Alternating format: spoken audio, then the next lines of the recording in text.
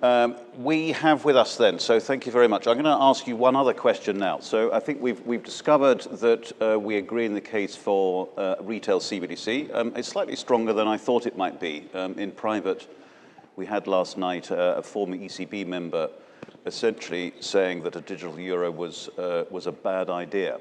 Still a range of views. I'm going to set a second question now, which is also important, which is whether the audience feels more compelled by the wholesale or retail arguments for CBDC. So a binary question. If you're forced to choose, and I know there are answers that say both are connected, please pick wholesale or retail as the more important of the two, and I will attempt to reveal those results a bit later. So on to our first panel. We have with us Norhana Endut, Assistant Governor at the Bank Negara Malaysia. We've got Renato Gomes, Deputy Governor of the Banco Central do Brasil, and we have Tanya Hesdorfer, who's Director, Head of Sales at Business Development, CBDC, Giesecke and Devrient Currency Company in Munich. Thank you very much for joining us this morning. Let's get straight into exploring, as we've just heard from Andrew, the reasons that in your countries that you're deciding to press ahead with CBDC. Perhaps we could start with you, Norhana. What is Bank Negara Malaysia planning to do and why? Thank you. And great to have you with us. This is on? Okay. So good morning, everyone. First and foremost, I would like to extend my gratitude to AMFIF for bringing us up here today. I think this panel, in terms of looking at the design and the implementation of consideration of the CBDC is extremely important. And this is because many countries are actually right now, and I can speak for the ASEAN countries and Malaysia in specific, are really finding solutions to enhance our national payment system to support domestic and cross-border activity. So what we are seeing is we wanted to explore applications such as CBDC and DLT so that we can capitalize on these new opportunities to bolster economic development. So there is, and this is not really just because we see an acceleration of adoption of the e-payment space, but it's really because of the demand that we are seeing, the user demand. And users are actually demanding frictionless, affordable, and more customized experience in terms of the financial services that we need to offer.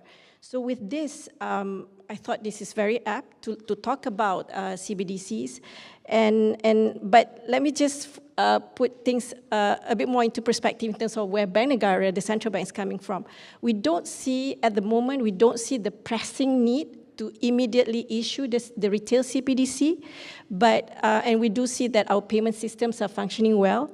But I think what's most important is that we want to actually pursue the efforts to unpack some of the merits of these technologies, the CBDCs and the DLT, as a means to achieve a more efficient, inclusive, and a vibrant financial services. Somewhat as Andrew was just saying, you're interested in the wider applications of yes, this, it's the not application. the direct retail need. Exactly, at the moment. Right. But at the same time, I think what's important is that we want to focus on cross-border payment in terms of using these technologies for to enhance our cross-border payment arrangements.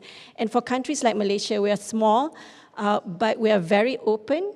And we're a tradable nation, and we are one of the key players in the global value chain. So it is really important to actually enhance our cross-border payments, and we do see that merits the CBDCs, the technology, the DLT technologies to actually enhance where we are right now. Okay, well, perhaps we'll come back to explore the cross-border point. Just briefly on your point that there's a retail demand for an improvement in frictionless payments.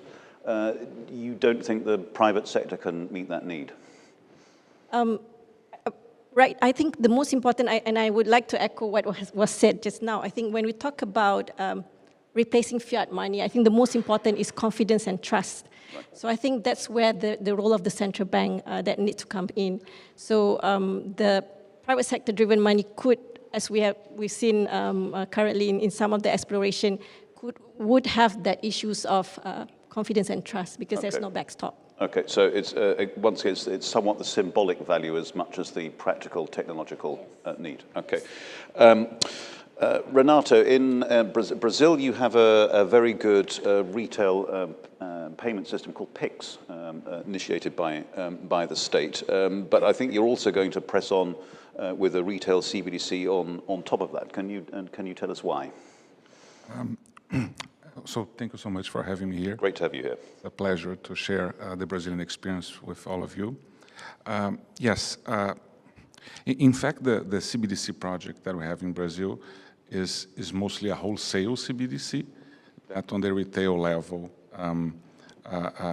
will use tokenized deposits. So it's the CBDC itself is a settlement asset on the wholesale level. That's the main issue of the design.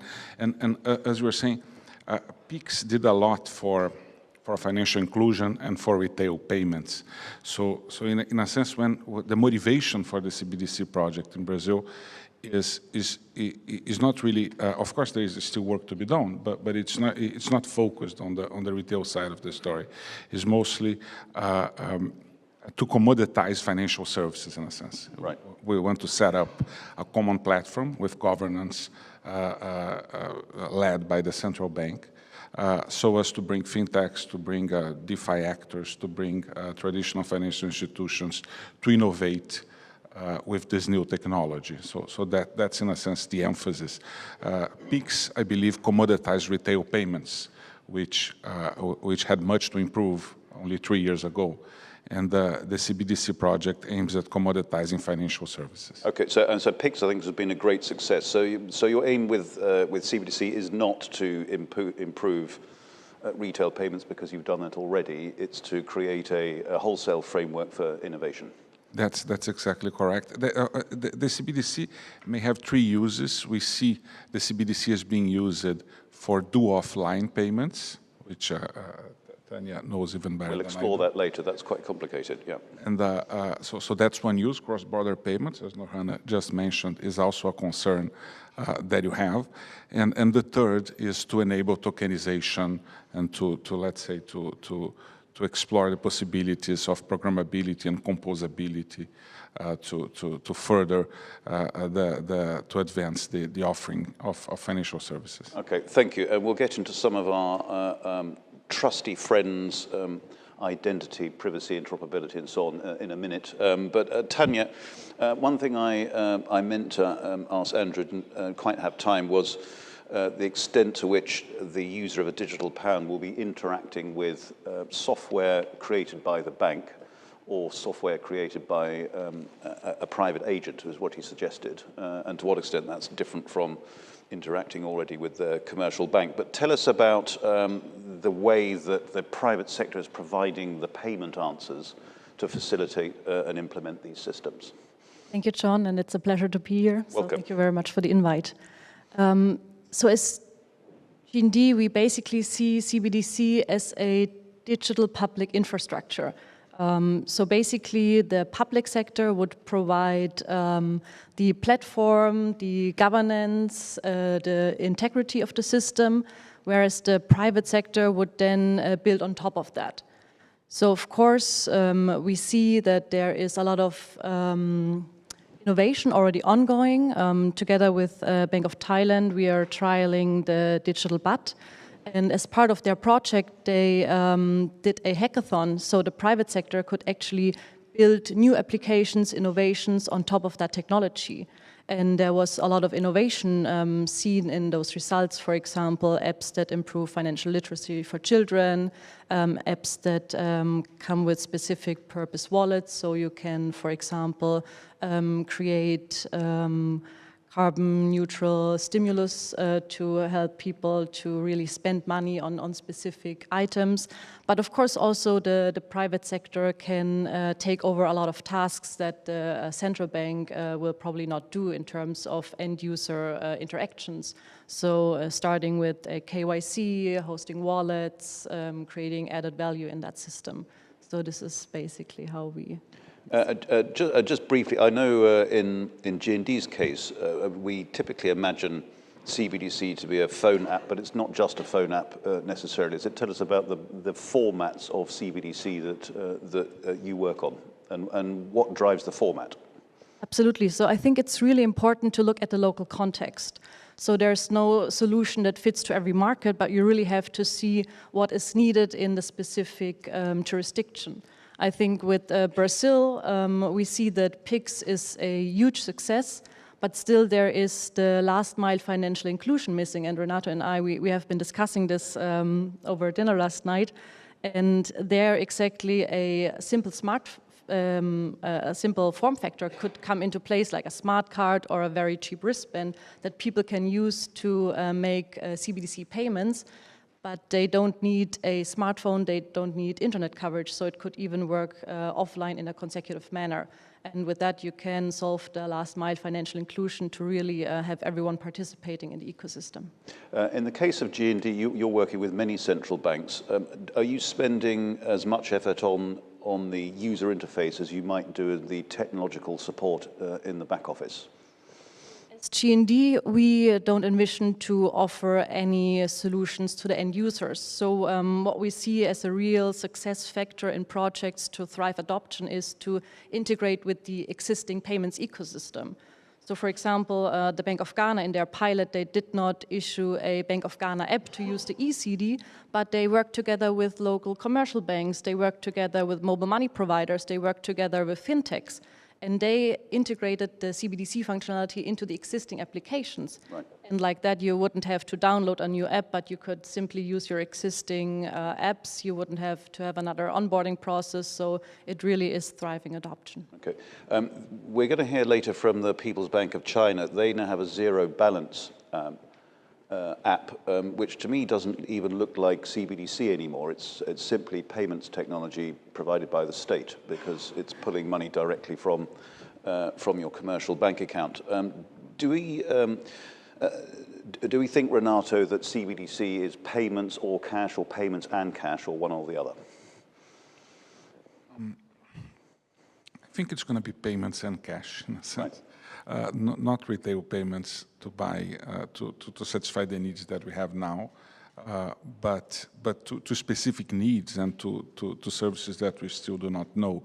So we're conducting a pilot in Brazil to understand the use cases. And of course, the use cases, they are what informed the design of the CBDC project.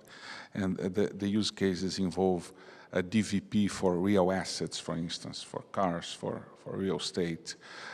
They also involve tokenized debentures or virtual assets. So payments in this space, they will be made much easier with the CBDC, because everything can be settled in the same ledger, as opposed to having to interconnect different ledgers. So that's the dimension of payments that I see.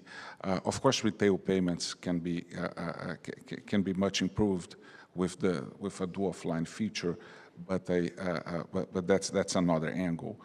I believe in a sense the use cases that are mostly fundamentally linked to the technology are the ones that involve tokenization of different kinds of assets, and all of them inhabiting the same ledger. Okay, we've already had an excellent question from the audience, and do feel free to get ready to put questions already. Keen to involve you. I'll start with you on this, Norhana. So the audience question is, I think it's difficult but key. What would be the law around issuing new CBDC tokens? Would central banks have full control on the supply of currency? So I know that lots of central banks are wrestling with the legal status of money and the governance. How are you thinking about this in Malaysia? For Malaysia, I think one thing that we've been discussing is really to look at what is our mandate. Mandate is actually to look at the monetary stability and financial mandate, and whether the issuance of CBDC would have created risk to this mandate, and if so, whether there could be laws and regulation that needs to be in place. So we could, for instance, let me just give an example of a foreign CBDC. Right. So if there is a foreign CBDC, how do we deal with the risk that comes, especially in terms of financial disintermediation, or currency substitution, such as dollarization and things like that. So the discussion that has taken place really is how do we manage this risk? And that could be around mitigating the risk through, say, using certain features within the CBDCs to mitigate the risk. For instance, we can use, it was mentioned even earlier, identity, digital identity, geolocation data to ensure that we can restrict access. So it works as if it's a real money, as currency, national sovereign currency.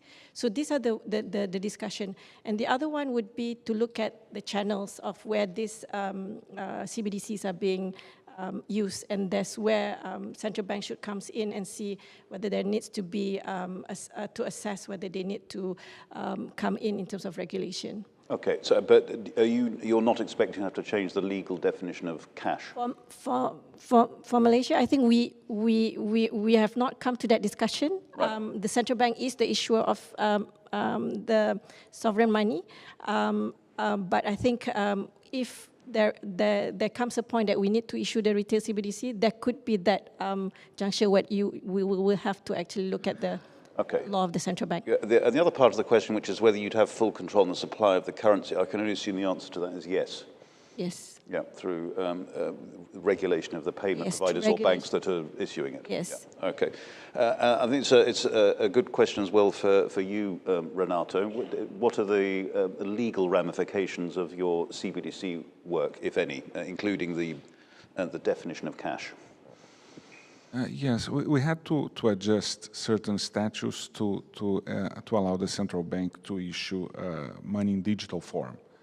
As of now, the law permitted the issue of money in certainly in physical form, but there has to be this adaptation for digital.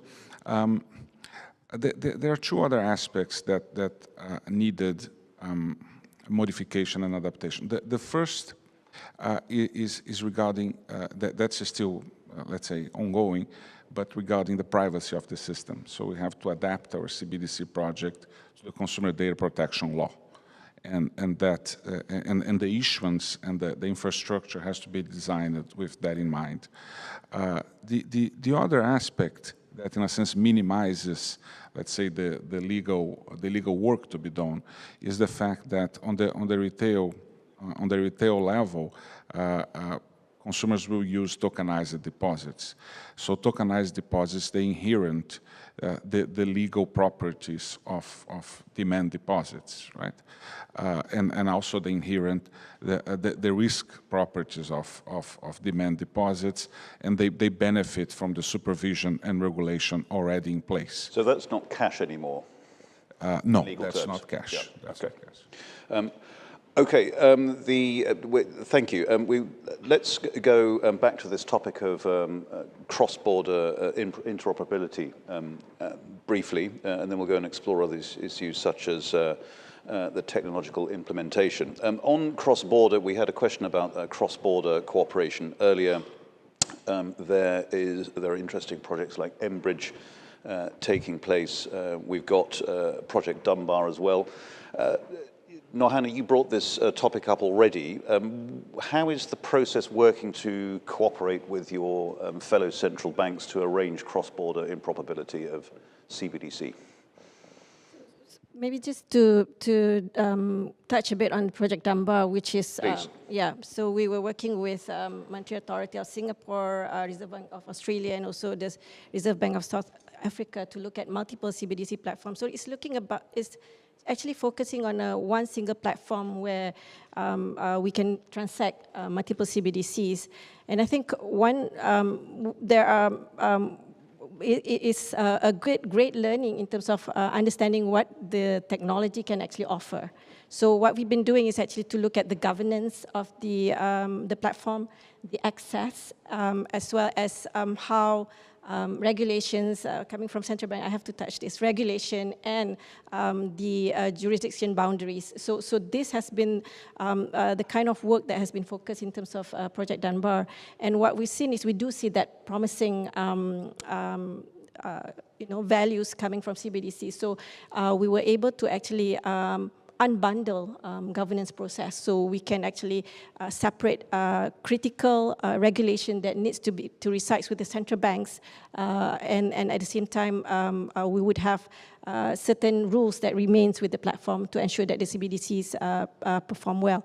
At the same time, in terms of access, we are able to come up with models that could actually reduce time and cost by leveraging on a hybrid model where we use sponsoring banks to ensure that regulation are being adhered to, and yet non-local CBDCs can actually transact with the central bank. In terms of transactions, we can actually unbundle in terms of what is settlement and what is non-settlement processes, and actually, again, separate between policies that is governed by the platform as well as the central bank. So that has been going well. So those are the learnings where we think this platform can work, but of course there remain challenges, and there remain issues that we need to iron out in order to come up with a single platform for multi-currency CBDCs. In this project, how do you reconcile differences between local regulation, if you have to? So that's what we did, which is we have to separate out. We still have to respect some of the local regulations. So that's why, for instance, in terms of the processes, we actually segregate out the different processes. For instance, settlement processes, everybody has to subscribe to the platform's regulations. But in non-settlement processes such as KYC, AML, CFT, those will actually remains with the local regulators. Okay. So in that sense, there could be that separation. And how does governance work for the whole project? Is it run by a board? Who has final say, if anyone? It is. I think that the issue has always been there. The most important is inclusivity. So everybody needs to be represented, and decision has to be made with mutual agreement. So that remains. Okay. So it sounds like a work in progress. Thank you. Yes. Tanya, on technical interoperability, so moving away from cross-border for a moment, regulatory interoperability. How are companies like yours working to help prevent these walled gardens that bother national regulators? That's a very important topic that we take into consideration when developing our CBDC system. One aspect is that we work, of course, with all the API standards and all of that. So we do not envision that we have fully developed systems that are deployed, but we basically provide core components like software development kits to the participants in the ecosystems, so they can basically integrate it into any existing platform or also build their own apps on top of that.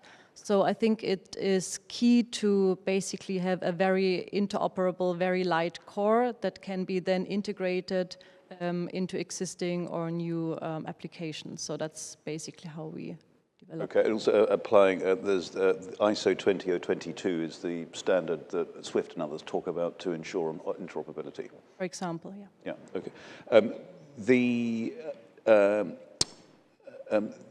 What do you think then about solving? So this is for all of you now, and then I've got an excellent question on tokenization from the audience. But what do you all think about this old but still unresolved issue of identity and privacy? It's now become a celebrity cause of the populist right in the US, for example. That CBDC plans are essentially instruments to regain control over the private arena. And I don't think that is what central banks are trying to do, but certainly people think it. So how are you treating the issue of individual privacy and anonymity, starting with you, Renato? You know, we take those issues very seriously, and as I said, there is a consumer data protection law that applies to the CBDC project as well. We have banking privacy regulations, and so the banking privacy regulations will apply to the retail side, where people will trade tokenized deposits and write and settle smart contracts in tokenized deposits. So the banking privacy applies there. On the wholesale level, when it pertains to the CBDC, we're still let's say, we're still studying the issue. The main, in a sense, the main motivation for the pilot is precisely to understand how much we can deliver on privacy.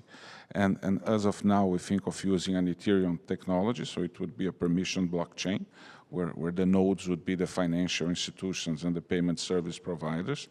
And yeah, so that's the issue under consideration, how far we can go privacy-wise, and how much we can respond to the requirements set by law before launching the project more thoroughly. If you use a DLT for that, and there are lots of compelling arguments for that, how do you reconcile that on the other side with AML KYC? The ML and KYC, it's done at the retail level by the financial institutions and payment service providers. Fine. Nohana, how important is this? We've done a survey, in fact, with G&D on cultural attitudes to privacy around the world with respect to money, and convenience is more important in some places, and the principle of privacy is more important in others. How do you see that in Malaysia, that issue? In Malaysia, I think AML, CFT is a key concern. So with that, I think in terms of the authorities' stance, it's really about understanding where the risk coming from, and hence that would have implication on what sort of policy of privacy. When you talk about the public, I think the public is a bit more, should I say, agnostic to this compared to, say, in the US or in the more advanced economies. Yeah. So when we are exploring, we are still exploring. So we started with some of the risks first and what needs to be in there, and therefore we will be discussing about privacies and things like that, and that really to geared towards managing the risk. So it's very prudent in that sense, and because we do not have that pressure as what you just mentioned in the US and probably in other places, the privacy issue is not. So the frictionless payments and convenience is probably more important than the principle of privacy. Tanya, that's not true, of course, in your home country as we measured. I was there yesterday and last week as well. People still paying for a lot of things with cash in a way that's disappeared in this country, for example. And we know that there is for quite good historical reasons, a wariness about the state collecting information, even if it's buying a toothbrush. But how are you helping central banks navigate this difficult area? Yeah, it's a good point. I think the ECB public consultation gave the results that privacy is the most important feature that the public is seeing for the digital euro. So, of course, it's very important to take this concern very serious, because otherwise you will not have any adoption of a digital euro if people don't feel like they can trust it. I think from a technology perspective, it's important to offer a spectrum of privacy. So, for example, what we also discuss with our clients is that for a certain amount of a payment, it can be private, whereas when you want to make large volume or large value transactions, there would then be different know your customer processes that you have to go through. But I think it's also important to see where is the personal data collected. So it's most likely not with the central bank itself, but it is with the financial service providers that actually provide the wallets, the end user services. And this is where data as of today is also collected. So I think it also depends on the regulations in the countries, and of course then the technology will be adapted to that. Okay. Renato, that brings back to an interesting point. If we're leaning on regulated institutions, banks and payment providers to solve KYC and AML, and they're creating credit and providing payment services already, what's the rationale for a retail CBDC, as the private sector is already doing most of the work?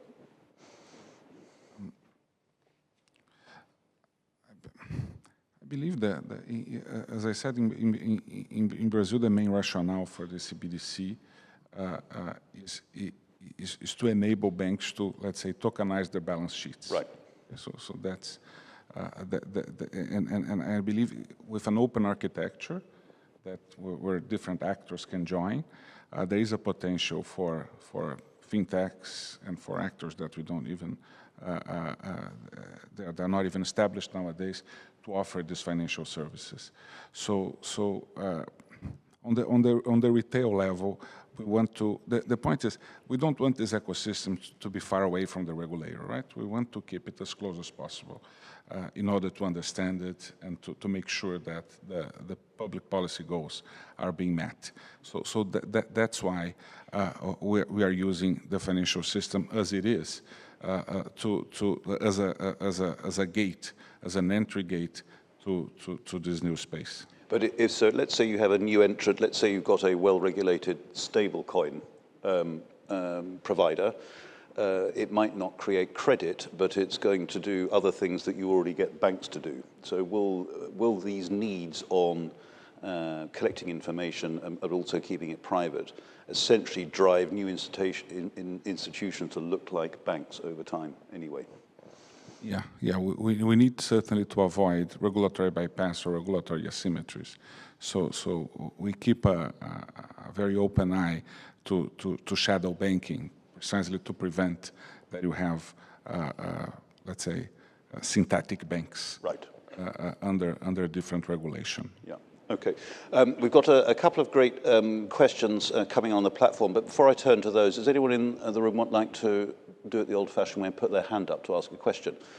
We do. We have a couple. So, Jess, Megnad would like to ask a question. Megnad, please. Sorry, this is a very ignorant question. Does this give the central bank infinite powers to control money supply? To control expenditure by people? Can they frustrate? If I want to spend money and a central bank wants to control inflation, can it frustrate my attempt to spend money? I think Megnad's asking about programmable money, which is controversial, but what would be your answer? My answer is that the central bank issues money as of now to implement monetary policy, right? To do the repo operations that implement the basic rate set for monetary policy. And nothing will change with the CBDC. We'll still be issuing the digital real, but only in a new form, and the issuance will be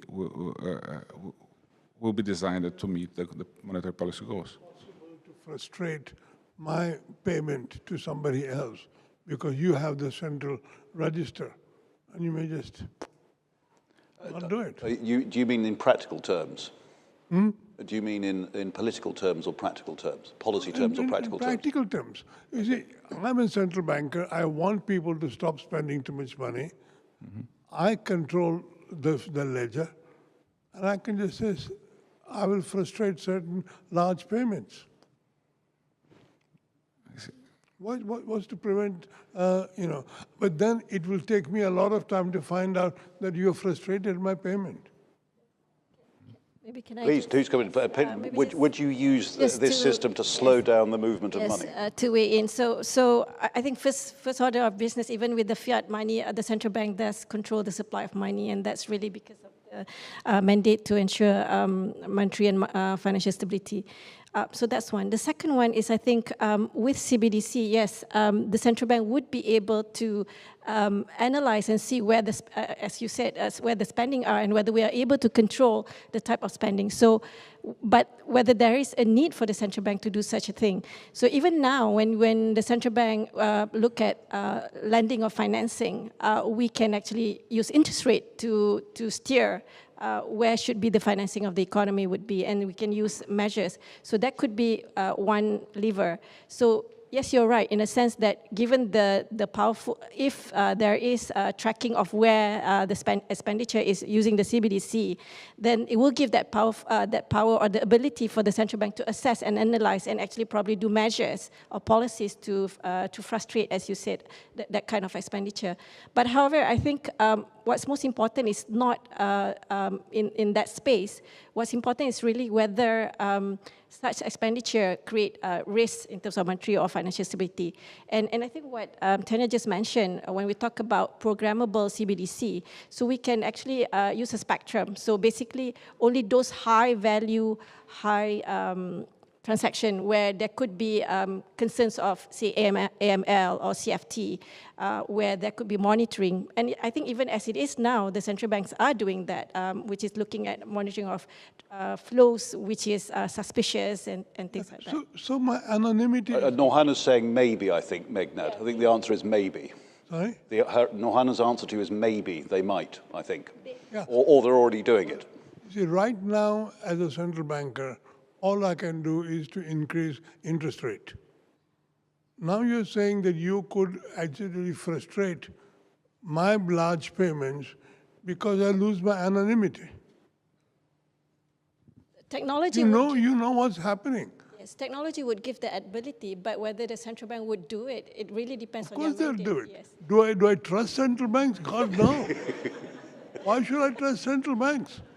After, I have lived through 50 years of inflation. Why the hell would I trust central banks? Fair point. Thank you, Megnad. Elliot, I can see you. Thank you. Yeah, but, well, I think you've brought this topic alive. Yeah, so Elliot, please. Jess, there. Yeah, I'd like you raised cross-border CBDCs, and I'd like to have both the central bankers and Ms. Tanya respond. One for the central bankers. What kind of governance system do you envision? Ms. Norhana, you mentioned that the 4 countries, you're exploring how governance can be bundled, unbundled. Do you expect eventually participating countries recreate a new governance authority for cross-border CBDC, or could you imagine an existing player taking over and setting kind of the shared governance system? So that's question number 1. Basically, a new governance entity or an existing one. And for Ms. Tanya, the question for you is, for cross-border CBDC, to what degree is the technology agnostic? Can you eventually have cross-border systems that feed into the respective designs of the CBDCs? Or is there kind of an implication by choosing one cross-border mechanism that you're basically imposing or implying a certain technological design for the domestic CBDC as well? Thank you, Elliot. Tanya, perhaps we'll start with that and then we'll go back to the regulatory bodies. There's ISO 20022, but what else can ensure interoperability cross-border? That's a very good question. In a technical way. Yes. So at the moment, we are mainly focused on domestic retail CBDC, but of course, the topic of cross-border also comes up a lot in our projects. So we are following all the initiatives that are ongoing, and of course we are open to also collaborate with multinational organizations like BIS and so on to define how such a future cross-border also retail CBDC could look like. There could be, for example, matchmaker platforms in the middle where you can no matter what kind of technology you have, exchange then the CBDC. But of course, I think at the moment the regulation is rather the bigger challenge compared to the technology that will follow. Okay, thank you. Elliot, just on your question for regulation, do you mean a new entity to cover money like stablecoins, for example? I meant simply, she mentioned Project Dunbar. There's a variety of projects running around in the world, some located, centered with existing supranationals like the BIS, some okay, it's the who governs question, cross-border. Yeah. Do you think that, so Elliot's question leads on from one we were covering earlier. Do you think a new international regulatory body will be needed to govern cross-border CBDC? Norhana, first. I would maybe, this is rather really a speculation, but I think at the moment, the existing regulators are looking at the regulation, and we talk about multiple CBDCs. So I'm guessing you're asking who will be governing that platform. Yeah. And that platform, I think, really is because I think so far the discussion is that regulators or authorities, jurisdiction needs to agree on all the rules and regulations that will be issued by this platform. So in that sense, it will be a multiple regulators shaping that platform. But at the same time, it is guided by multilaterals such as principles that's already been announced by multilaterals such as FSB and the BIS Committee on the CPMI. So most of the regulation would be actually already subscribing to those broad principles that has been established by these multilaterals. Okay, thank you. Renata, do you agree? I mean, can BIS or an entity like it cater for what Elliot is asking, the cross-border governance of CBDC? Yeah, I believe the principles are being well established by the CPMI. There's also the BIS Americans has a consultative group called CGIDE, which is sponsoring a work providing guidelines and a blueprint for CBDC in the Americas, and if countries follow these guidelines, interoperability will be made much easier in the future. We have, in the Innovation Lab in the Central Bank of Brazil, we have a project with Colombia. There is a bank that operates in both countries, and the part of the pilot is to establish a DLT with these two CBDCs for foreign exchange transactions. So we are looking at the governance aspect of establishing this infrastructure, as well as in the operational and economic aspects. So I think these multiple fronts are advancing together. Let's say the multi-stakeholder international organization guidelining, as well as the bilateral projects, and I think we're going to find good governance in combining the two, in a sense. Okay, so you think that the tools are already there? Yeah, I believe so. Okay, all right. Thank you. Some audience questions on tokenization on the SwapCard platform. Then we'll come back to the room here. We've had one on essentially the legal status of tokenized CBDC, whether it's it would be a bearer instrument or is it something else? So what would be the legal status, legal definition of a tokenized CBDC? Perhaps back to you, Renato. Sure. We have a crypto law that has been approved by Congress recently, and a good aspect of this law is that it minimizes legal adaptation by defining virtual assets by exclusion.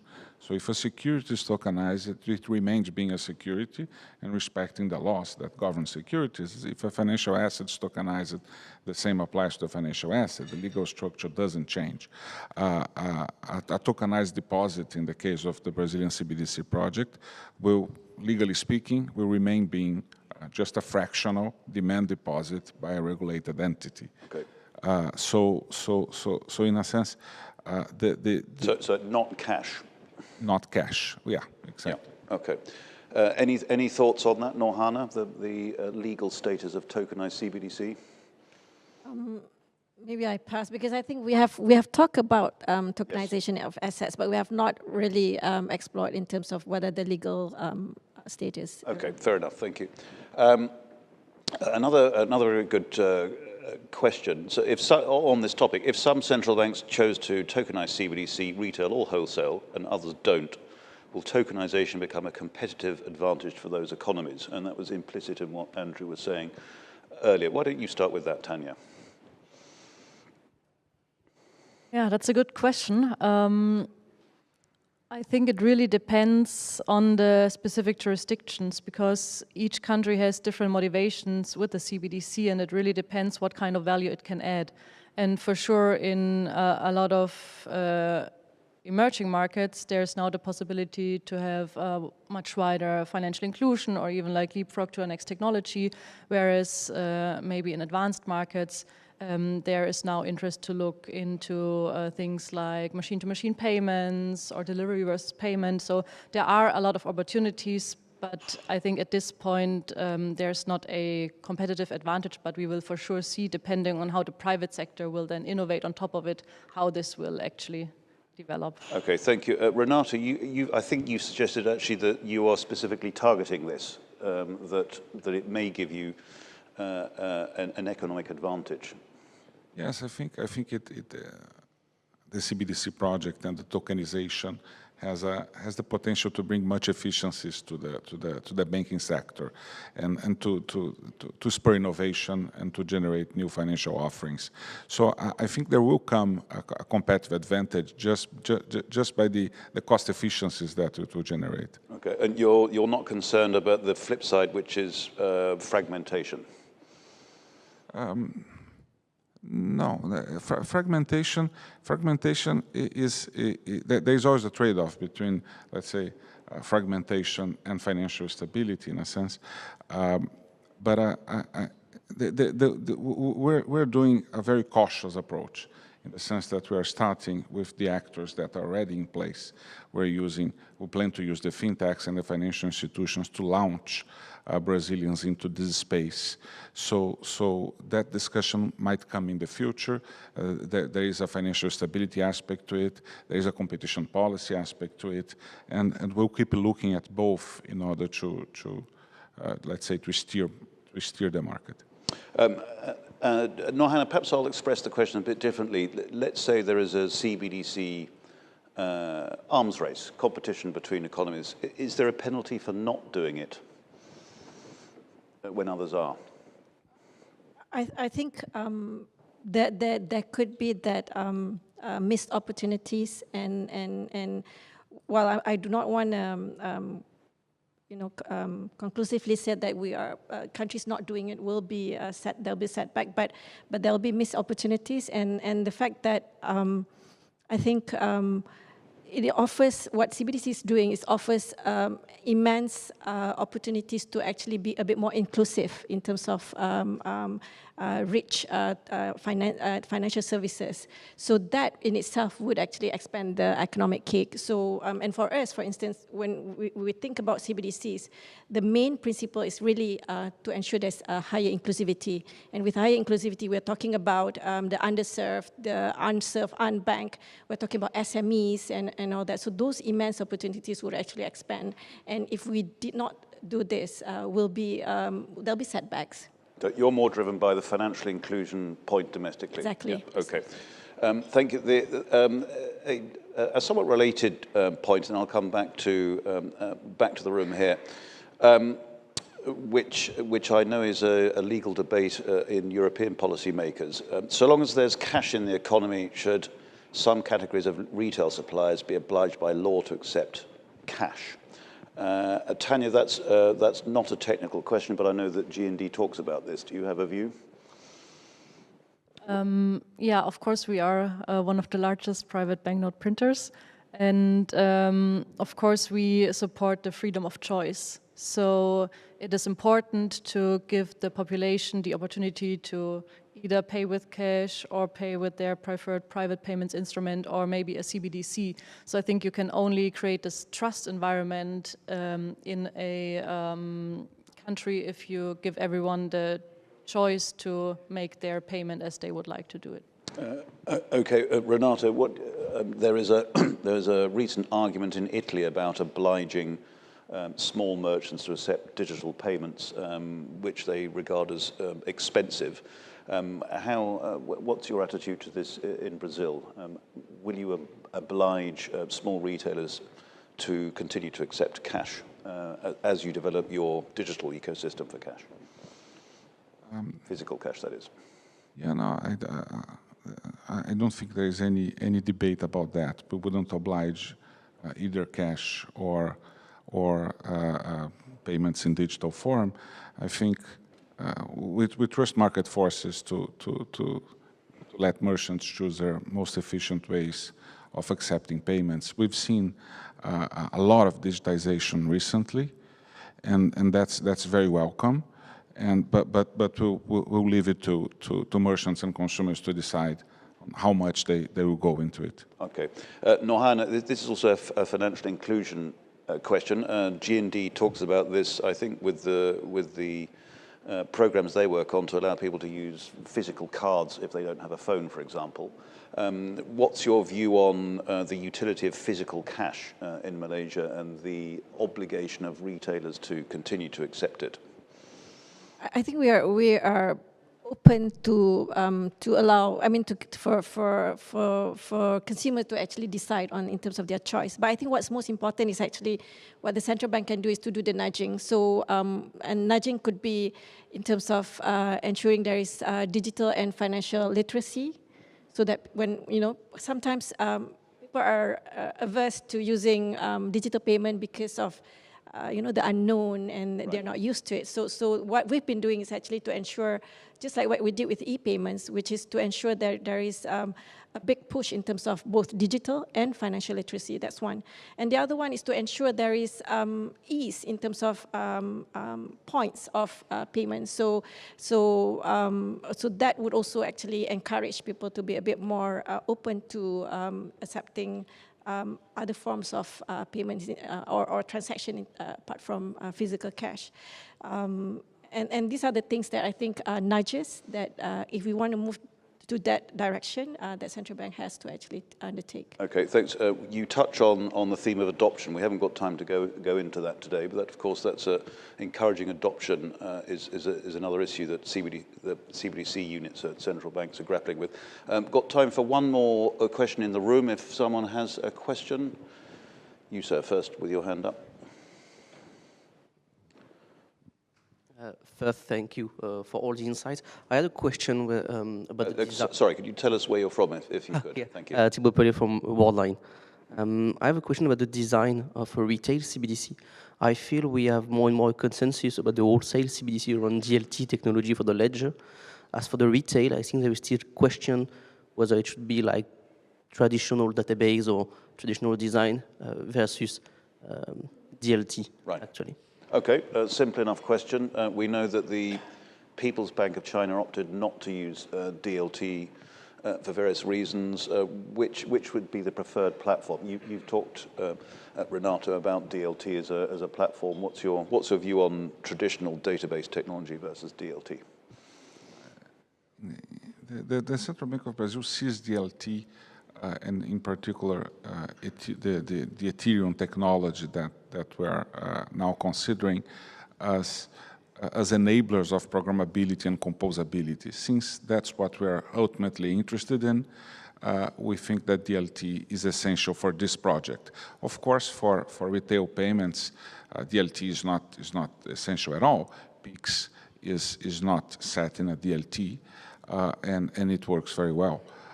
But given the objectives of our CBDC project, I think that DLT is unavoidable. Okay, I'm nearly out of time. I'd also ask you one more extremely big question that's come in online. This whole discussion in many ways was started by Facebook, and I've got a Libra-like question here, which I'd like a very brief answer from you. So the audience question is, to round up, is there going to be a universal token to tie together all digital currencies when converting and transacting from border to border? So Libra was, in a sense, a private version of that. Do you think that such a thing will exist, let's say, in 15 years? Yes or no? Tanya?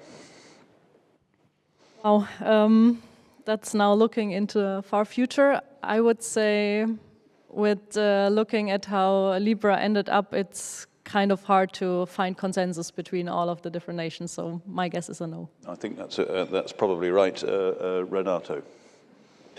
Yeah, we have international currencies that perform pretty much this job, so perhaps no. Right. Well, that's become a controversial point, but we haven't got time to go into that.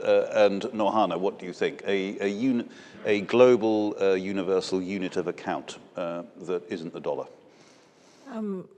I have to say no. Yeah. Okay, I think that's probably right. The question I asked earlier, which perhaps if the AV team could put up the pie chart, was whether people are compelled more by retail than wholesale. And the answer is that the retail case is stronger, which is interesting. So thank you very much indeed for touring these complicated and interesting issues.